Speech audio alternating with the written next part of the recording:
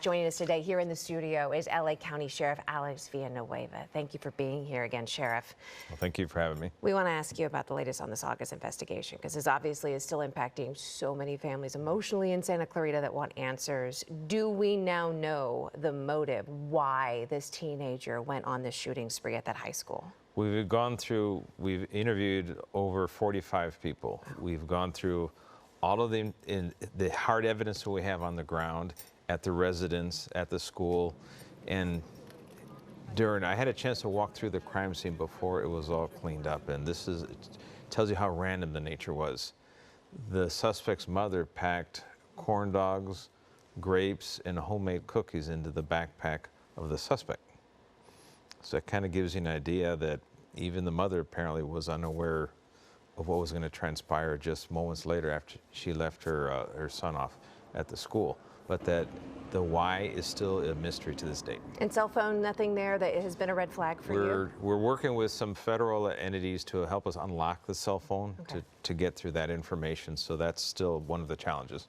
When everyone looks at this case, too, they look at the weapon that was used and the weapons that he had access to. What do you know about the gun that was used? Was this one that he might have used with his father on a hunting trip? The father now deceased, but obviously they had gone hunting, or was this something separate? Well, the father had 6 guns registered to him. Ultimately, at one point, all the weapons were lawfully removed from the home, and he became a prohibited possessor. The guns were subsequently destroyed, legally, and he had no access to weapons at that point further. At some point after that, when we did a search of the house, we encountered what's called a kit gun. The weapon used in the homicide was also a kit gun. It was assembled from parts. It had no serial number, so it becomes what's known as a ghost gun. Are kids able to get access to kit guns? How does somebody buy something like that? Well, they're sold at gun shows, for example. You can buy them online, and they're also known as an 80% gun. So 80% of it is assembled already. You get the additional 20%, and they're sold as a kit. And then you can legally buy it, assemble the weapon yourself, and then you have a gun that is not registered and no one knows that you have it. And that is very dangerous. Is it believed his knowledge of weapons, maybe, hunting with his dad might have helped him put this together? Or is this something, I don't want to publicly say it, but people can go on YouTube and learn to do? Well, the information, unfortunately, is available on YouTube. And that is one of the challenges of law enforcement today, because Congress and state legislatures enact all these crimes about gun registration, but now the gun industry is creating a way to just bypass the entire thing by creating a mechanism to manufacture weapons yourself. So when you mentioned, just because I'd like to get more about this kit gun and the information, I don't think a lot of people would know about this. This is something you could get at a gun show. You say, is it something a 16-year-old can just buy, even though it's a partial, gun, or are there restrictions that shouldn't have allowed him to have that to begin with?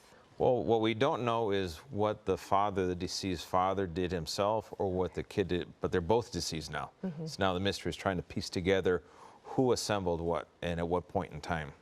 And is there any way down the road through your investigation that you would look at family members? Because obviously this child had a gun in the house that he was not supposed to possess. Could other charges be brought down the road just for the environment that he was able to access the gun? Well, California, we have the laws that requires any possessor of a firearm to have it safely secured so no one has access to it that's not supposed to. And that's going to be a question for the investigators and for the DA's office to decide down the road. You've mentioned that you've interviewed 45 people so far. Have you spoken with the survivors who are now home, and have they been able to give you any insight into what happened in those moments? All those witnesses have been interviewed, the victims have been interviewed, and we know the mechanism, the how, but the why still remains that elusive goal. Okay, and the other thing that obviously has come up since then, the number of reports that you've been getting just in LA County and the Lancaster area, elsewhere in Southern California, of people who are now thinking, okay, I saw something, I want to report it. Other investigations where there could be other threats. Yes. What is it that the Sheriff's Department is doing with these, and have any of these been credible so far? Well, we have the Sheriff's Intelligence Unit. We have Major Crimes Bureau. We're actively monitoring all threats, all tips and leads that we receive from the public. we jump on them immediately. We triage them to see what the urgency of it and the credibility of it. And then depending on where it's coming from and who is responsible, then we assign investigators, or we'll bring in other agencies if it has to do with another jurisdiction, or if it comes from another part of the country, we'll get in federal investigators, and we're going to jump on it right away and figure out if there's an immediate threat, can we stop the threat? For example, we had a threat that came from Lancaster. And of a student on campus with a weapon. It turned out there was a student on campus with a firearm. Wow. The student was subsequently arrested. Turned out he was a self-admitted gang member, and he was carrying the weapon for protection against other gang members. Not a threat per se to the student body, but obviously a very huge concern that you have a student on campus with a firearm.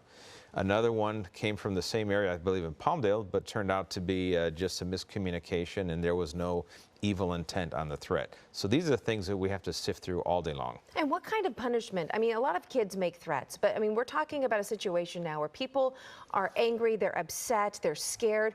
What happens to these kids if they are making a threat that is deemed credible? If they're making a credible threat, it is a crime.